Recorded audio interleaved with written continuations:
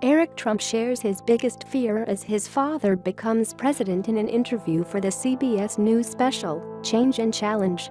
The inauguration of Donald Trump, airing Friday at 8/7 CBS This Morning co-host Gayle King asked the third oldest Trump child about his biggest fear as his father takes the oath of office. "I think having a lot of new people around him," Eric Trump told King Thursday at New York's Trump Tower. "And, as a family, we've always been a little bit insular, it was my father, it was Don, Ivanka, myself, the company. And we were very, very close. And I think that's going to be an adjustment. But he has amazing people." He's taken some flack about his cabinet choices. "Not everybody thinks that they're amazing. You understand that as well," King said. "Yeah, I do. And you're always going to have that. But he's picked incredibly talented people. And my father, his entire life, I've seen this, he can pick talented people," Trump said. "It's what's attributed to so much of his success.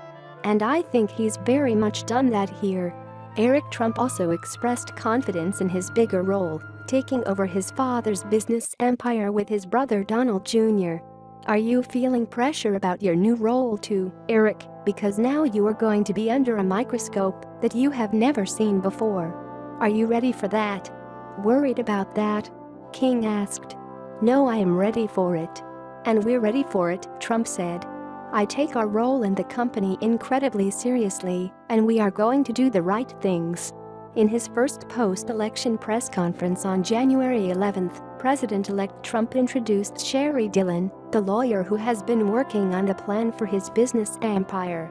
She said that Mr. Trump would know about the Trump Organization's new business dealings only if he reads it in the paper or sees it on TV. How America's next first family is breaking the mold, people thought. Donald Trump, who is so hands-on, this company is his DNA. Do you really believe he's not going to be involved and say, "What are you doing? How are you doing? You really believe that?" King asked Eric Trump. "Yeah, I do," he said. "Listen, he's got the biggest task in the world ahead of him. He has the biggest tasks in the world. There's nothing bigger than the presidency of the United States. But the Trump Organization is his baby though," Eric King said. "How does he just turn that off? And for you, not to be able to pick up the phone and call him about advice? Sure. Well, listen. He turns it off in that he has to have trust in us, and we're going to do a great job," Trump said. King also asked Eric Trump about his father's Twitter activity, which he plans to continue as president. "I know that you feel comfortable saying anything to him. Have you just said anything about the tweets?" King asked. "Surely there has been times, Eric, where you go, 'Geez, Dad, did you have to do that? Or why don't you just ignore that?' Yeah, I think so. I don't think every family member always agrees with absolutely everything," Trump said. "What I can tell you is my father's Twitter is an incredible vehicle for him. I've seen firsthand throughout this whole process how dishonest the media has been.